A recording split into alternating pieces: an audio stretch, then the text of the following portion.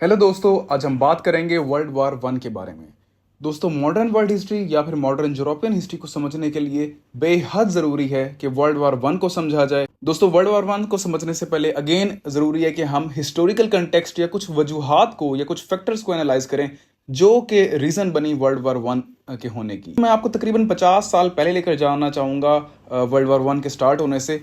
1870 के अंदर दोस्तों पहली जंग होती है फ्रैंको प्रूशियन वार। अब इसके अंदर होता ही है कि फ्रांस की जंग होती है प्रशिया से। अब प्रशिया को यहाँ पर लीड कर रहे थे उनके किंग, उनके एम्परर विलियम वन, और जो चांसलर थे प्रशिया के वो थे बिस्मार्क। अच्छा दोस्तों, अब मैं प्रशिया के बारे में आपको बताऊं। प्रशिया एक रीजन है जो कि some sort of northern and eastern जो जर्मनी है उसको मुश्तमिल करके बनता है, और प्रेजेंट ये जर्मनी के अंदर ही फॉल करता है। तो ये जो फ्रैंको प्रशियन वॉर होती है इसके अंदर जो प्रशिया था वो जीत जाता है, फ्रांस को इसमें शिकस्त होती है, और इसके साथ यूनिफिकेशन देखी जाती है जर्मनी की, जिसके अंदर प्रशिया, कुछ साउथर्न जर्मन स्टेट्स और बाकी जो जर्मनी था ये यूनिफाई हो जाता है under one king, and he was William one, जिसे कैसर भी बोला जाता है जर्मन लैंग्वेज के अंदर, और जो चांसलर था वो थे बिस्मार्क। अच्छा, ये जो वॉर थी ये एंड होती है विद ट्रीटी जिसको कहा जाता है ट्रीटी ऑफ फ्रैंकफर्ट। ये साइन होती है मई 10, 1871 में। इस ट्रीटी के हिसाब से फ्रांस को अपना एक रीजन एल्सास लोरेंज होता है वो देना पड़ता है जर्मनी को, और फ्रांस को 5 बिलियन फ्रैंक्स जो हैं वो एज एन कह लें कि रेपरेशंस के तौर पर पे करने पड़ते हैं जर्मनी को। दोस्तों, इसके बाद अगर हम देखें तो यूरोप के अंदर दो किस्म के अलायंसेस बने हुए होते हैं। एक अलायंस होता है फॉर्मल अलायंस, तो हम इसे नहीं कहेंगे, मतलब लूजली बाउंडेड हम लोग कह लें कि फ्रेंडशिप थी, ट्रीटीज थी या फिर प्लेजेस थे।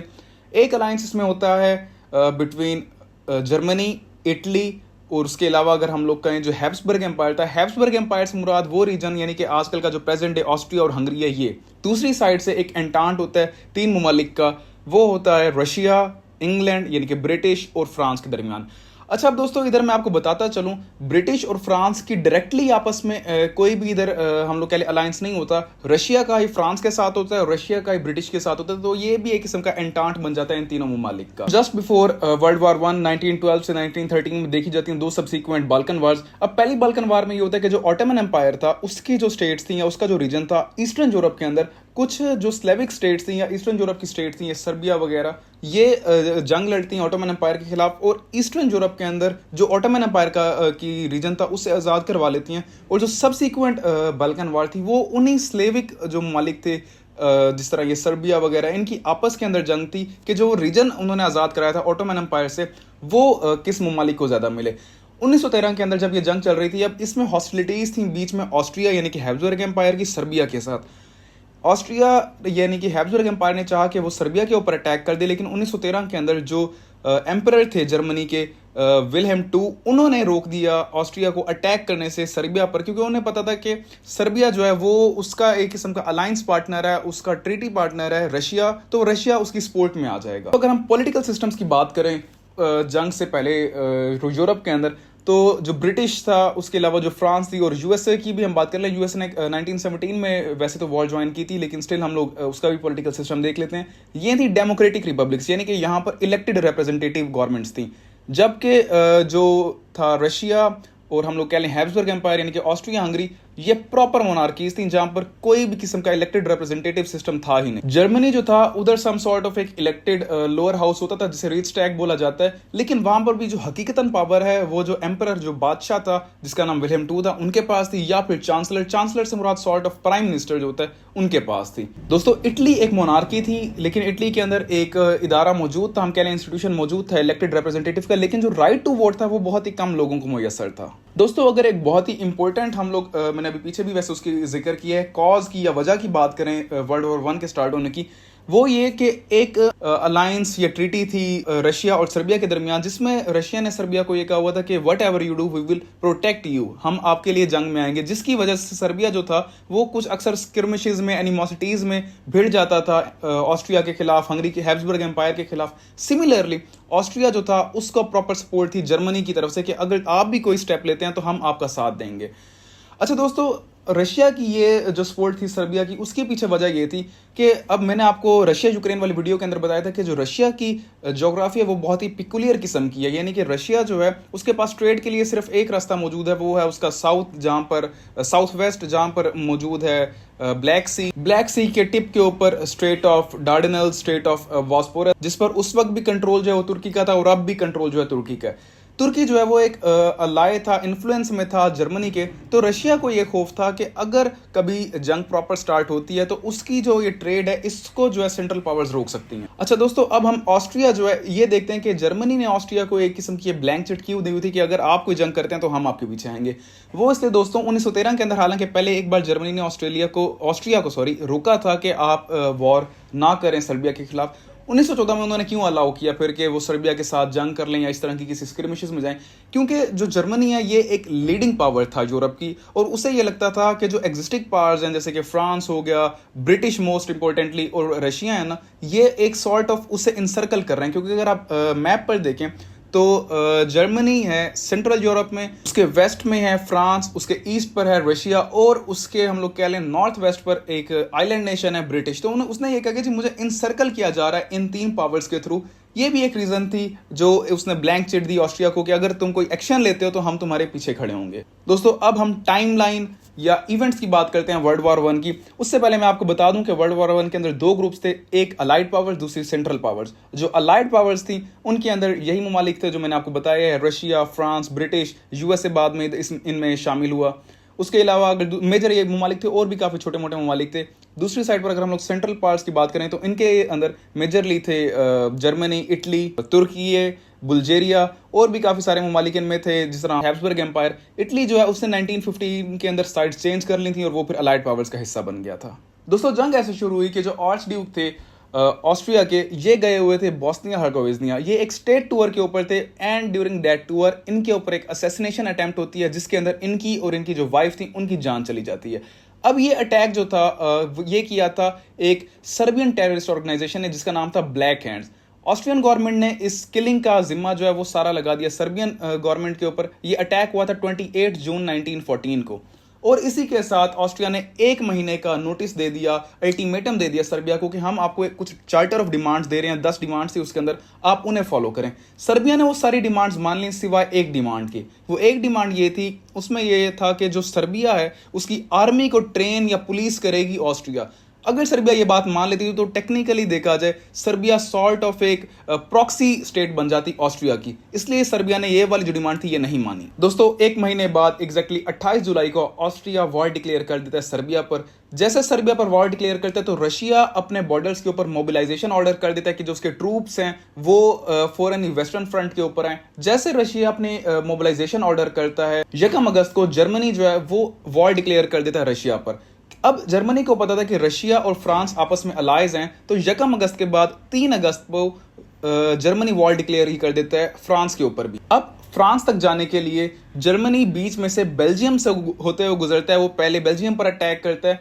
अब ब्रिटिश जो है उसने 1839 से एक ऐद किया हुआ था कि कोई भी जंग हो जाए जो बेल्जियम मुल्क है उसकी न्यूट्रलिटी का ख्याल रखा जाएगा। जैसे ही जर्मनी जो है वो बेल्जियम की न्यूट्रलिटी को टारगेट करता है, उसी वक्त ब्रिटिश जो है वो एक किस्म की वार्निंग देता है कि आप बेल्जियम की न्यूट्रलिटी का एहतराम करें और बेल्जियम से बाहर निकल जाएं। लेकिन जर्मनी इस जो वार्निंग थी उसको इग्नोर करता है, और उसके बाद 4 अगस्त 1914 को बर्तानिया, ब्रिटिश भी प्रॉपरली वर्ल्ड वॉर वन में एंट्री मारता है और वो वॉर डिक्लेयर कर देता है जर्मनी पर। दोस्तों, 1914 के अंदर ही अब जर्मनी जो है वो एक किस्म के 2 फ्रंट्स पर वॉर लड़ रहा था। एक था जर्मनी का वेस्टर्न फ्रंट जहां पर वो फ्रांस के खिलाफ जंग लड़ रहा था, दूसरे उसका जो फ्रंट था वो था ईस्टर्न फ्रंट जहां पर वो रशिया के खिलाफ वॉर लड़ रहा था। जंग शुरू होने से पहले 1905 के अंदर एक जर्मन कमांडर थे, श्लिफन उनका नाम था। उन्होंने एक प्लान पेश किया था जिसे श्लिफन प्लान भी कहा जाता है, जिसको 1911 के अंदर then commander in chief of Germany Moltke ने थोड़ा सा अमेंड किया था। इस प्लान के अकॉर्डिंगली ये होना था कि इन केस ऑफ वॉर अगर जंग होती है तो जर्मनी ये करेगा कि ईस्टर्न फ्रंट पर जंग स्टार्ट कर अपने मोस्टली ट्रूप्स का रुख करेगा वेस्टर्न फ्रंट पर, फ्रांस पर कब्जा करेंगे। इनकी कैलकुलेशंस के मुताबिक आफ्टर 6 वीक्स जो फ्रांस है उस पर कब्जा कर लिया जाएगा और वापसी सारा जो फौजें थी उसका रुख अगेन कर लिया जाएगा ईस्टर्न फ्रंट के ऊपर। दिस वाज द श्लिफन प्लान, लेकिन ये मिजरेबली फेल हो गया क्योंकि जो बेल्जियम मुल्क था उसने शदीद किस्म की मुजाहमत दिखाई, रेजिस्टेंस दिखाई और जर्मनी को तकरीबन 2 हफ्ते तक बेल्जियम के अंदर ही जंग लड़नी पड़ी और 2 हफ्ते बाद जो ब्रुसेल्स है वो फॉल कर गया, बेल्जियम पर जर्मनी का कब्जा हो गया। अच्छा, ये जो 2 हफ्ते का टाइम था ये बहुत इंपॉर्टेंट टाइम था क्योंकि इसने एक वक्त दे दिया फ्रांस को कि वो भी अपने ट्रूप्स को रेडी कर सके, मोबिलाइज कर सके और वो जंग को प्रॉपरली लड़ सकें। जर्मनी ने जैसे ही बेल्जियम के बाद पेनिट्रेशन स्टार्ट की फ्रांस के अंदर, तो उसी वक्त फ्रांस की जो गवर्नमेंट है उन्होंने पेरिस को विड्रॉ कर कर कुछ पीछे का इलाका जो उनका साउथवर्ड्स इलाका था, बॉर्डोज जिसका नाम था, उसकी तरफ जाए और उधर वो अपनी हुकूमत बना ली और वहां से उन्होंने कह लें कि अपना एक जो प्लान ऑफ एक्शन था उसको स्टार्ट किया। जर्मन फोर्सेस जो थी वो पेनिट्रेट करने लग गई, अंदर आने लग गई फ्रांस के, और वो तकरीबन सिर्फ 20 मील ही दूर थे पेरिस से। जब उनकी जो आर्मी थी जो कि पेनिट्रेट कर रही थी, उनका मोराल डाउन हो गया। वो मोराल इसलिए डाउन हो गया क्योंकि उनकी सप्लाई चेन जो है वो डिस्टर्ब हो गई थी, क्योंकि पीछे बेल्जियम जो है उन्होंने 2 हफ्ते तक उन्हें एक बड़े शदीद किस्म की, जिसे कहते हैं ना कि वॉर दी थी, और या कह लें नाखून चने चुभवाए थे। उसकी वजह से वो जो अपने साथ एम्युनिशंस लाए थे, वो जो अपने साथ फूड लाए थे, उसकी शॉर्टेज हो गई थी। दूसरा ये टाइम था अगस्त 1914, तो ये बड़ा ही हीट वेव्स का टाइम था वेस्टर्न यूरोप के अंदर, और उस गर्मी की वजह से भी एक इनका कह लें कि जर्मन जो सोल्जर्स थे ये डिमोरलाइज हो रहे थे। सितंबर के अंदर इन्हीं जर्मन सोल्जर्स का मुकाबला होता है फ्रेंच ट्रूप से, जिनको लीड कर रहे थे कमांडर जोफ्रे, और इस जंग को अक्सर बोला जाता है बैटल ऑफ मार्ने। ये बड़ी शदीद किस्म की जंग होती है और इस जंग की वजह से जो जर्मन ट्रूप्स फ्रांस के अंदर आते जा रहे थे, इनको कुछ हद तक पीछे होना पड़ता है, और रिवर आइन एक जगह है, एक दरिया है, उसके पीछे इन्हें जाकर, जिसे कहते हैं कि अपना एक डिफेंस लाइन बना लेते हैं। अच्छा दोस्तों, ये जो बैटल ऑफ मार्ने थी ये बहुत ही इंपॉर्टेंट मार्ने है, और सम हिस्टोरियंस के थ्रू पॉइंट ऑफ व्यू से वो ये कहते हैं कि ये सबसे डिसिसिव बैटल थी, सबसे पहली और सबसे डिसिसिव बैटल, क्योंकि अगर इस वक्त फ्रांस जो है वो हार जाती है वाली जंग, तो फ्रांस के ऊपर कब्जा हो जाता जर्मनी का, और उसके अलावा बड़ा मतलब यानी कि जो अलाइड पावर्स थी वो बड़ी जल्दी डिमोरलाइज हो जाती। दोस्तों सिमिलरली अगर अब हम लोग 1914 में ईस्टर्न फ्रंट की बात करें, वहां पर ये होता है कि रशिया जो है वो एक साथ ऑस्ट्रिया और हंगरी पर भी हमला कर देता है, यानी कि हैब्सबर्ग एम्पायर पर भी, और दूसरी साइड से वो जर्मनी पर भी हमला कर देता है। जो ऑस्ट्रिया था यहाँ पर जो उसका अटैक था वो सक्सेसफुल होता है, और इनका एक प्रोविंस गैलिसिया जो है उसके ऊपर रशिया का कब्जा हो जाता है। जबकि दूसरी साइड इनकी जो फोर्सेस थी जर्मनी के अंदर 2 इलाकों में, टेननबर्ग एंड मंसूरियन लेक्स पर, वहां पर कह लें कि काफी अच्छे तरीके से पेनिट्रेट कर चुकी होती हैं। इसको देखते हुए जो जर्मन फोर्सेस थी वो अपने एक रिटायर्ड जनरल जिनका नाम था हिंडनबर्ग, उनको बुलाती हैं रिटायरमेंट से वापसी। यहाँ पर 2 लड़ाइयाँ लड़ी जाती हैं, एक अगस्त के अंदर टेननबर्ग के ऊपर और दूसरी सितंबर में मंसूरियन लेक्स पर। इन दोनों जंगों के अंदर रशिया को शिकस्त का सामना करना पड़ता है, और रशिया जो है वो रिट्रीट कर लेता है, पीछे हो जाता है, और जर्मनी जो है वो दोबारा अपने जो इलाके थे उनको गेन कर लेता है। अच्छा, इसकी सिग्निफिकेंस, इन वॉर्स की सिग्निफिकेंस ये होती है, या इन बैटल्स की सिग्निफिकेंस ये होती है कि रशिया जो अपने साथ वेपन्स या एमुनेशन लाई थी उसे वो वहीं पर ड्रॉप करके भागना पड़ता है। यानी कि रशिया जो है जिसके पास पहले ही वॉर का जो वेपनरी है, जो एमुनेशंस हैं, जो असलहा है वो कम होता है, वो मजीद कम हो जाता है इस रिट्रीट के बाद। इसके बाद जंग में शामिल होता है अगेन तुर्की, जिसे the sick man of Europe भी अक्सर कहा जाता है। ये इसलिए इतना सिग्निफिकेंस है तुर्की का अंदर आना क्योंकि तुर्की आते साथ सबसे पहले वही काम करता है जिसका रशिया को डर था। वो डार्डेनल स्ट्रेट जो है उसको बंद कर देता है, उस पर एक ब्लॉकेड लगा देता है, जिससे ट्रेड जो है रशिया की वो डायरेक्टली इफेक्ट होती है। दोस्तों बैटल ऑफ मार्ने के बाद 1915 तक जो वेस्टर्न फ्रंट है वहां पर एक किस्म का स्टेलमेट ही जारी रहा। इप्रा के मकाम के ऊपर फ्रांस के अंदर ये एक रीजन है, वहां पर जर्मन जो फोर्सेस हैं वो ना कुछ हम कह लें कि पॉइजनस गैसेज जो हैं वो फेंकती हैं अलाइड पावर्स के ऊपर। अच्छा, अब मैं आपको ना थोड़ी सी अगर ज्योग्राफी वाइज बताऊं, जो जर्मन फोर्सेस होती हैं वो समझ लें होती हैं नॉर्दर्न साइड पर इप्रा के, और जो अलाइड पावर्स की फोर्सेस होती हैं ये होती हैं सदर्न साइड के ऊपर। जब वो पॉइजनस गैसेस फेंकी जाती हैं अलाइड पावर्स के ऊपर, जो हवा का रुख था वो था नॉर्थ वर्ड्स। तो होता ये कि जो उन्होंने गैसेस फेंकी होती हैं वो रीट्रीट कर कर हवा की वजह से ही दोबारा जर्मन जो सिपाहियाँ उन्हीं के पास आती हैं।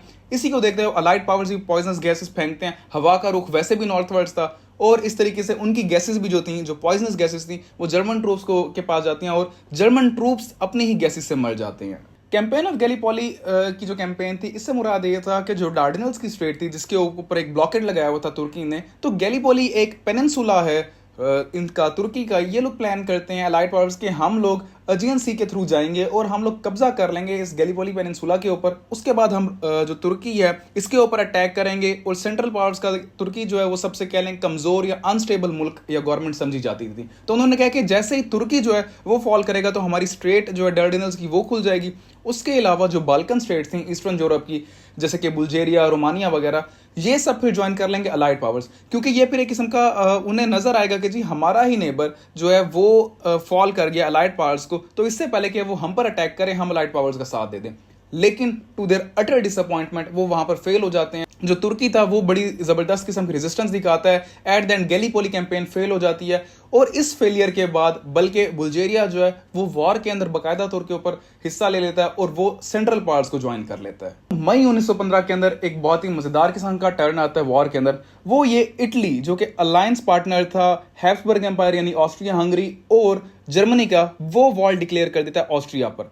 वो वॉर डिक्लेयर ऑस्ट्रिया पर इसलिए करते हैं कि कुछ ऑस्ट्रियन प्रोविंसेस थे जिसमें इटालियन लैंग्वेज बोली जाती थी, वो इस एम के साथ अटैक करता है कि मैं उन प्रोविंसेस के ऊपर कब्जा कर लूंगा। एक सीक्रेट ट्रीटी हुई थी लंदन में इटली और अलाइड पावर्स के दरमियान, जिसके थ्रू जो इटली है अगर वो जंग में साथ देगा अलाइड पावर्स का तो उसको मिलने थे कुछ रीजन जिस तरह के ट्रीज, साउथ टायरोल, दलमातिया और अल्बानिया को एज अ प्रोटेक्टोरेट बना दिया जाएगा इटली के अंडर। दोस्तों 1916 के अंदर वेस्टर्न फ्रंट के ऊपर दो बहुत सिग्निफिकेंट किस्म की बैटल्स होती हैं जिसे कहा जाता है battle of Verdun and battle of सोम।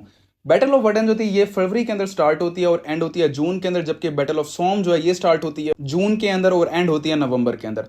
अच्छा, अभी जो बैटल ऑफ वर्डन थी ये वर्डन के मकाम पर ही होती है। इसमें होता यह है कि जर्मन कुछ troops, German soldiers under their commander Falkenhayn attack करते हैं फ्रेंच ट्रूप्स के ऊपर, लेकिन यहां पर इन्हें बहुत सिग्निफिकेंट किस्म की रेजिस्टेंस मिलती है फ्रेंच ट्रूप्स से जिनको लीड कर रहे थे उनके कमांडर पिटेन।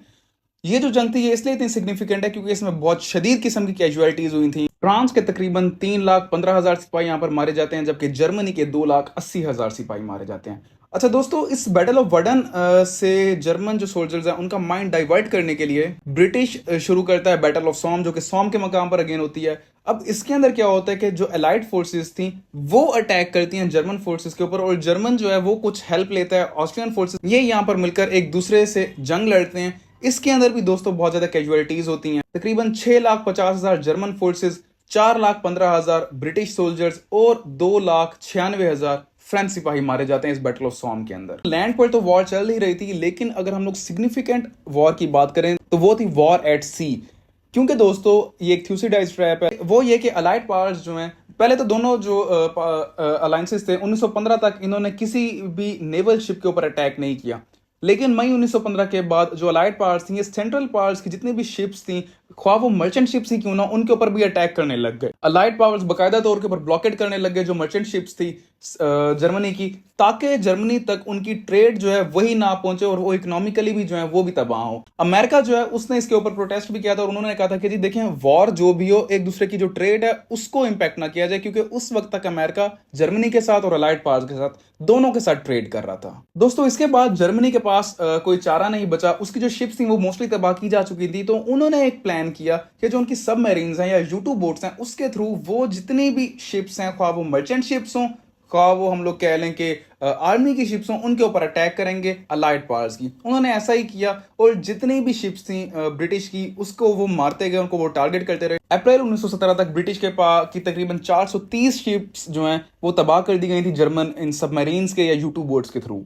अच्छा दोस्तों, यही जो अटैक है जर्मनी का शिप्स के ऊपर, this was a particular region या वन ऑफ द रीजन जिसकी वजह से यूएसए ने इस वॉर में एंट्री की। दोस्तों हुआ ये कि मार्च 1916 के अंदर जब जर्मनी किसी भी शिप के ऊपर अटैक कर रहा था बगैर ये देखे कि वो मर्चेंट शिप है या नॉर्मल दूसरी हम लोग कह लें कि नेवल शिप है, तब होता ही है कि फ्रांस की एक शिप जिसका नाम ससेक्स था उसके ऊपर वो अटैक करता है। अच्छा, वो एक मर्चेंट शिप तो होती है जिसके ऊपर कोई 20-25 नॉर्मल लोग होते हैं, वो डूब कर मर जाते हैं।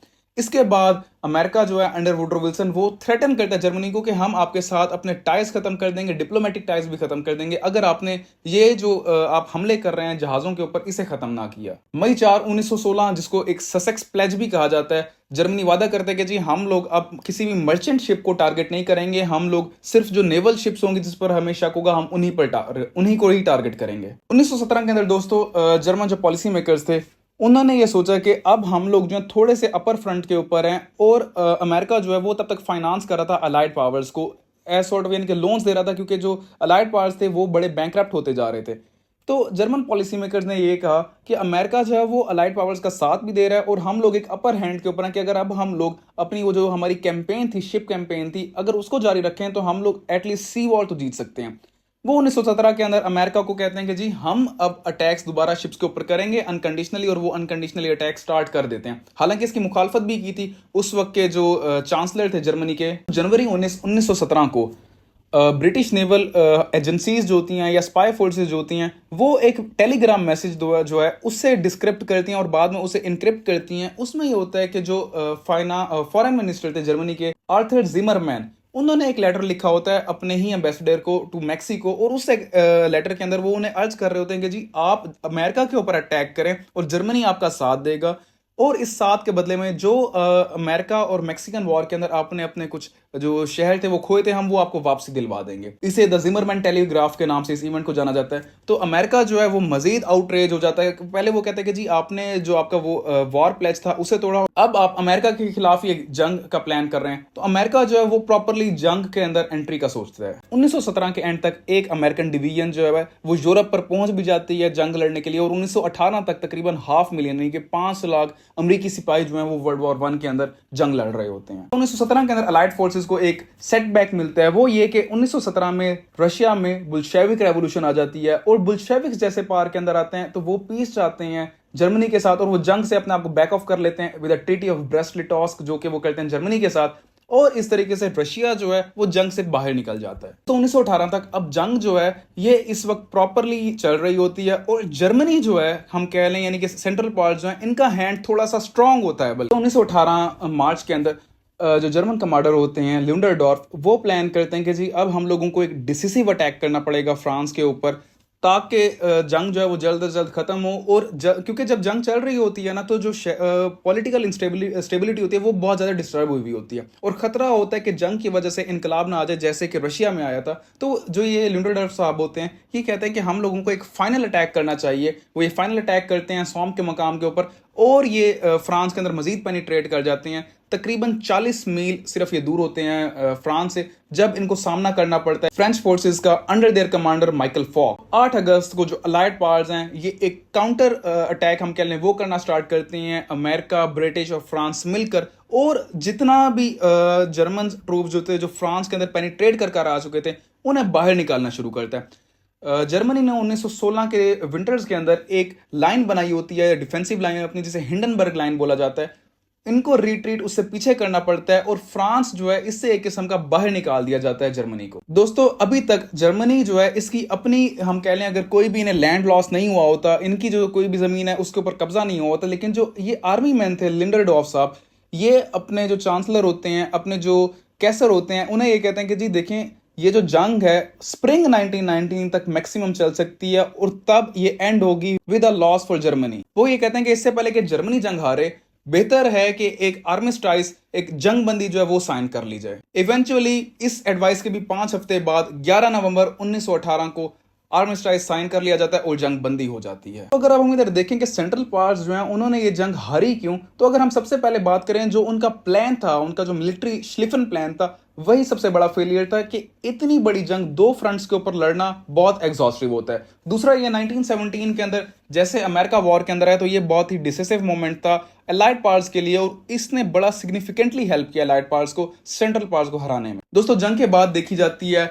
द ट्रीटी ऑफ वर्साइल्स, या जिसे हम लोग अक्सर पेरिस पीस के नाम से भी बुलाते हैं। अब ये जो ट्रीटी ऑफ वर्साइल्स होती है इसके अंदर कुछ कंडीशंस होती हैं जो कि लागू की जाती हैं जर्मनी पर। सबसे पहले ये होता है कि एल्सेस लोरेन का जो रीजन होता है, जो 1870 की प्रशियन वार में जर्मनी ने जीता था फ्रांस से, वो फ्रांस को वापसी किया जाए। यूपेन, मोरसेंट एंड मेमेंडे का जो रीजन है वो दिया जाए बेल्जियम को। नॉर्थ स्लोवेसिक का रीजन डेनमार्क को वापसी दिया जाए। वेस्ट प्रूशिया और पोजेन का जो रीजन है वो पोलैंड को दिया जाए, जो कि सेपरेट हुआ था रशिया से। जो भी कोल माइंस थी जर्मनी की वो फ्रांस को दे दी जाती हैं, और जो जर्मनी की कॉलोनीज थी अफ्रीका को, उनको एज अ मैंडेट दे दिया जाता है लीग ऑफ नेशंस के अंडर। लीग ऑफ नेशंस बनाई जाती है ट्रीटी ऑफ वर्साइल्स के अंदर। ये एक कह लें प्रीडिसेसर पेरेंट ऑर्गेनाइजेशन हम कह लें, बाद में यूनाइटेड नेशंस जो है यानी कि उसका प्रीडिसेसर होती है। जर्मनी के ऊपर रेपरेशंस लगाई जाती हैं। वो ये कि जी ये कहा जाता है कि जर्मनी की वजह से एक इतना बड़ा अपहीवल दिखा गया और इतना नुकसान उठाया पूरे यूरोपियन ममालिक ने, तो जर्मनी इन जो नुकसान है इनको दोबारा कह लें रिपेयर करे और इसलिए वो कुछ फाइन कुछ पेनल्टीज पे करेगा एलाइड पार्ट्स। 6600 मिलियन यूरोज की पेनल्टी या रेपरेशंस पे करनी होती हैं इन 1921, यानी कि ये डिसाइड किया जाता है कि इन्होंने इतनी बड़ी अमाउंट जो है वो पे करनी है अलाइड पावर्स को। दोस्तों ऑस्ट्रिया और हंगरी के साथ भी जो पीस प्लान होता है उसमें यही होता है कि उन्होंने भी अपने जो रीजन्स यानी कि जीते होते हैं डिफरेंट ममालिक से, वो उन्हें देने पड़ते हैं। दोस्तों अगर अब हम इम्पैक्ट की बात करें वर्ल्ड वॉर 1 के, तो वो बहुत ही सिग्निफिकेंट किस्म के हैं। सबसे पहले तो ये कि जो दुनिया का एक फाइनेंशियल इक्विलिब्रियम था उसको डिस्टर्ब किया वर्ल्ड वॉर 1 ने, वो इस तरीके से कि जो एग्जिस्टिंग इकोनॉमिक पावर्स थी उनकी इकोनॉमी जो है वो डिस्टर्ब हो गई, वो बैंकरप्ट हो गई और एक इकोनॉमिक पावर हाउस जनरेट हुआ दुनिया का, and that was US. World war 1 के दौरान तकरीबन 4 मोनार्कीज जो हैं वो गिरी या उनका खात्मा हुआ। तुर्की की, उसके अलावा जर्मनी की, रशिया की और हैब्सबर्ग एम्पायर यानी ऑस्ट्रिया हंगरी की। और लोग जो हैं वो कह लें कि वेलकमिंग हो गए, थोड़े से रिसेप्टिव हो गए towards new ideologies. World war 1 की वजह से पूरे यूरोप कॉन्टिनेंट के ऊपर इतने सारे जब सिपाही फैले हुए थे तो उस वक्त आउटब्रेक हो गया और इन्फ्लुएंजा की जो बीमारी है ये फैल। इस इन्फ्लुएंजा फीवर ने तकरीबन 25 लाख लोगों को मारा। अब वर्ल्ड वॉर 1 के अंदर जो वैसे कैजुअलिटीज हुई हैं वो अलग हैं और ये जो 25 लाख लोग इन्फ्लुएंजा की वजह से मरा है ये अलग है। दोस्तों सबसे इंपॉर्टेंट और मोस्ट सिग्निफिकेंट अगर हम लोग इम्पैक्ट की बात करें वर्ल्ड वॉर 1 की, तो मोस्ट हिस्टोरियंस ये कहते हैं कि world war 1 and treaty of Versailles were the actual हम लोग कह लें कॉज या फैक्टर जिसकी वजह से वर्ल्ड वॉर 2 हुई। कुछ हिस्टोरियंस तो ये भी कहते हैं कि ट्रीटी ऑफ वर्साइल्स 1919 से ही जंग अजीम दोम यानी कि वर्ल्ड वॉर 2 शुरू हो गई थी। वो ये कहते हैं कि जो ह्यूमिलेटिंग टर्म्स इंपोज की गई थी जर्मनी के ऊपर, ये एक रीजन बनी हिटलर और नाजिज्म के राइज के लिए। दोस्तों आज की वीडियो के अंदर हमने देखा कि वर्ल्ड वॉर 1, उसकी हिस्ट्री, कॉजेज, टाइमलाइन और इम्पैक्ट। उम्मीद करता हूं आपको समझ आई होगी। Thank you so much.